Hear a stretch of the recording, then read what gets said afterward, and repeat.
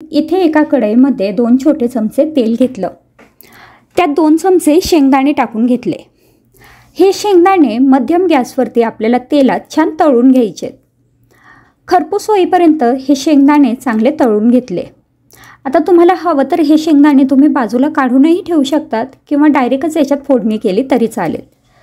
मी इथे अर्धा चमचा जिरं टाकून घेतलं. त्यासोबतच एक हिरवी मिरची बारीक चिरून टाकून घेतली. आता जिरं आणि हिरवी मिरची या तेलात 1 मिनिटभर परतून घ्यायची आहे. हे पहा, हे छान परतून झालं आहे. आता याच्यात बटाट्याचे काप टाकून घ्यायचे. 4-5 बटाटे उकडून घेतलेत. त्याचं साल काढून त्याच्या अशा फोडी तयार करून घेतल्या आहेत. मध्यम आकाराच्या ह्या फोडी आहेत आणि आता या तेलामध्ये आपल्याला चांगल्या परतून घ्यायच्या आहेत. चवीपुरता मीठ टाकायचं. मीठ टाकल्यानंतर हे चांगलं एकजीव करायचं आहे. मध्यम गॅसवरतीच आपल्याला ही भाजी छान शिजून घ्यायची आहे. बटाटा ऑलरेडी शिजलेला आहे, त्यामुळे खूप जास्त वेळ लागत नाही. अगदी 5 ते 7 मिनिटात आपली ही बटाट्याची भाजी तयार होते. हे पहा, आता ही भाजी छान परतून झालेली आहे. याच्यात आता 2-3 चमचे शेंगदाण्याचा कूट टाकून घेते. हा जो शेंगदाण्याचा कूट आहे हा थोडासा जाडसर असा मी तयार करून घेतला आहे. आता शेंगदाण्याचा कूट टाकल्यानंतर पुन्हा हे मिनिटभर परतून घेऊ. आता मंद गॅसवरती ही भाजी अगदी 2 मिनटं फक्त शिजून घ्यायची आणि लगेच गॅस बंद करायचा. आपली उपवासाची भाजी इथे तयार झाली आहे. तिखटपणा अजून तुम्हाला जास्त हवा असेल तर ह्याच्यात लाल तिखटही वापरू शकतात. आता उपवासाची चपाती बनवण्यासाठी इथे मी 1 मोठी वाटी राजगिऱ्याचं पीठ घेतलं आहे. त्यात चवीपुरता मीठ टाकायचं. 1 चमचा लाल तिखट टाकून घेतलं आहे आणि 1 ते 2 चमचे तेल टाकून घेतलं आहे. आता हे चांगलं एकजीव करून घ्यायचं. तिखट तुम्ही आवश्यकतेप्रमाणे कमी जास्त करू शकतात आणि नाही टाकलं तरीसुद्धा चालेल. आता हे चांगलं एकजीव झालं की यात थोडं थोडं पाणी टाकायचं आणि आपल्याला आपण चपातीची कणिक मळतो तशीच याची कणिक मळून घ्यायची आहे. तर हे पहा, इथे मी थोडं थोडं पाणी टाकत ही कणिक मळून घेतली आहे. कणिक मळून झाली की थोडासा तेलाचा हात लावून 1 मिनिटभर फक्त ही मळून घ्यायची. आता कणिक इथे तयार झाली आहे. याचे आपण गोळे तयार करून घेऊ. तर 1 वाटी कणकेत एक छोट्या छोट्या अशा 4 चपात्या होतील. आता यातला एक गोळा घेतला. पोळपाटावर पुन्हा थोडासा मळून घेतला. पीठ लावून आता आपल्याला याची चपाती लाटून घ्यायची. जशी आपली नेहमीची गव्हाच्या पिठाची चपाती लाटतो त्याच पद्धतीने ही चपातीसुद्धा लाटून घ्यायची.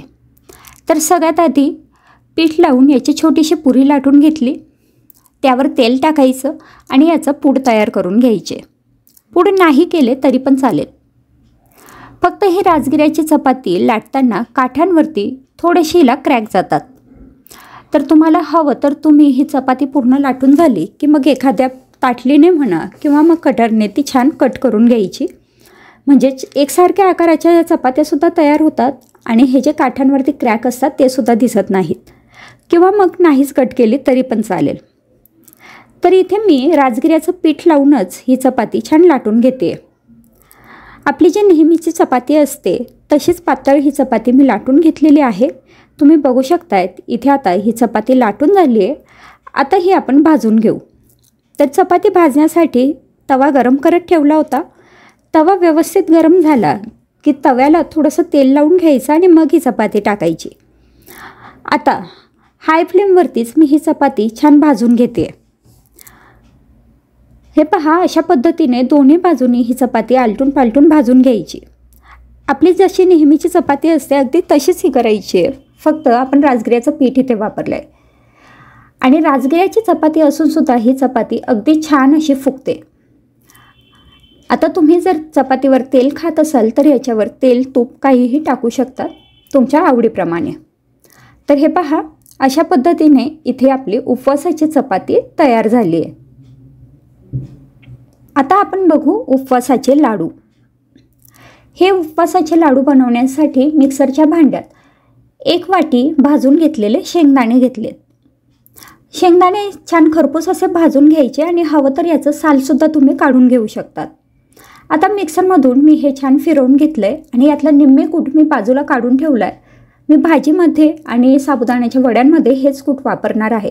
तर आता साधारण 1 वाटी हे कूट असेल त्यासाठी मी पाव वाटी गूळ वापरला आहे। गुळाची क्वांटिटी तुम्ही तुमच्या आवडीप्रमाणे कमी जास्त करू शकतात।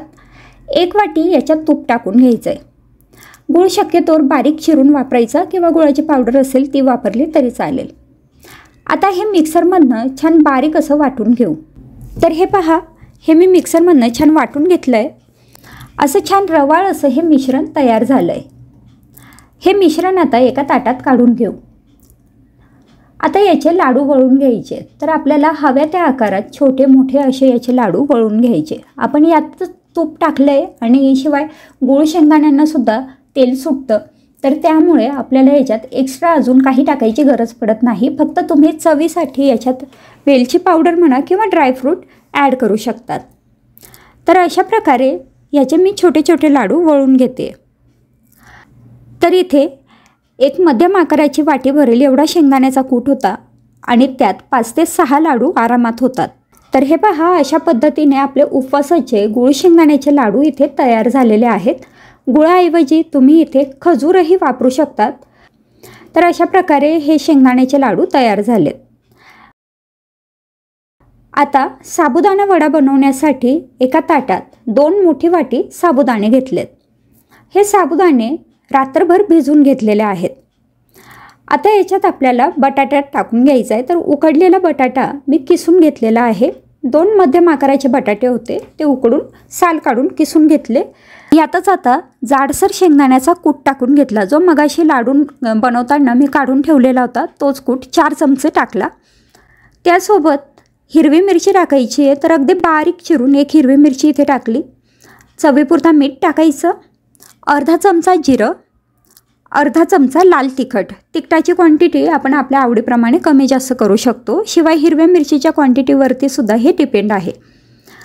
आता हे सगळं चांगलं एकजीव करून घेतलं।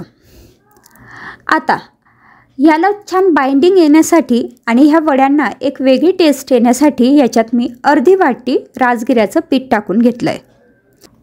राजगिऱ्याचं पीठ हे ऑप्शनल आहे। जर तुम्हाला राजगिऱ्याचं पीठ वापरायचं नसेल तर तुम्ही डायरेक्टच बटाटा आणि साबुदाण्याचे वडे बनवून तळले तरीसुद्धा चालेल। इथे मी थोडं राजगिऱ्याचं पीठ टाकून घेतलं आहे। एक वेगळी टेस्ट येते आणि टेक्स्चरही वड्यांना छान येतं। तर आता हे सगळं छान एकजीव करून घेतलं।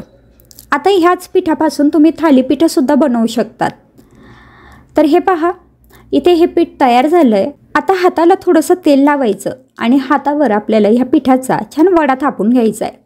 आपल्याला केवढा छोटा किंवा मोठा वडा हवा आहे त्या अंदाजाने आपण ह्याचे वडे बनवू शकतो। आता हे वडे बनवताना खूप जास्त जाड ठेवायचे नाही आणि खूप जास्त पातळही करायचे नाही। साधारण मध्यम आकाराचे असे आपल्याला हे वडे बनवून घ्यायचे। आता वडे तयार आहेत। वडे तळण्यासाठी कढईमध्ये तेल गरम करून घेतलं। तेल कडकडीत गरम झालं की त्यात हा साबुदाण्याचा वडा सोडायचा। गॅसची फ्लेम मध्यम करायची आणि आता मध्यम गॅसवरती हा वडा छान खमंग असा तळून घ्यायचा। हे पहा, अशा पद्धतीने मध्यम गॅसवरती मी हा वडा तळून घेतलेला आहे। तुम्ही बघू शकतायत वड्याला रंगसुद्धा किती सुंदर आलेला आहे आणि टेक्स्चरही खूप छान दिसतंय। तर अशा प्रकारे हा साबुदाण्याचा वडा तयार झाला आहे आणि ह्याच पद्धतीने मी बाकी उरलेले सगळे वडे तळून घेते। हे वडे शक्यतोवर गरम गरम खा, म्हणजे छान खरपूस असे लागतात। आता सध्या पावसाचं वातावरण आहे। जर हे वडे दुपारपर्यंत किंवा मग तुम्ही अगदी संध्याकाळी खाणार असाल तर वडे बनवून फ्रीजमध्ये ठेवा आणि ऐनवेळी जेव्हा खायचे असतील तर तेव्हा हे तळून घ्या, म्हणजे खूप छान कुरकुरीत खुसखुशीत असे हे वडे लागतात। तर मग अशा पद्धतीने आपली उपवासाची थाळी इथे तयार झाली आहे। अगदी साधा सोपा असा मेनू आपण इथे बनवलेला आहे। बटाट्याची भाजी सोबत राजगिऱ्याच्या पोळ्या किंवा चपात्या, त्यासोबतच राजगिरा आणि साबुदाण्याचा वडा, शेंगदाण्याचे लाडू आणि सोबतच तोंडी लावायला छान दही, असा अगदी सोपा असा मेनू आपण इथे तयार केला आहे। खूप जास्त वेळ लागत नाही, खूप जास्त तामझाम होत नाही, झटपट ही थाळी तयार होते। तर मग तुम्हीसुद्धा हा मेनू जरूर बनवून पहा। आजची रेसिपी तुम्हाला कशी वाटली कमेंटमध्ये कळवायला अजिबात विसरू नका। आवडली असेल तर लाईक करा, शेअर करा, चॅनलला सबस्क्राईब करा। पुन्हा भेटू पुढच्या नवीन व्हिडिओमध्ये। तोपर्यंत बाय बाय।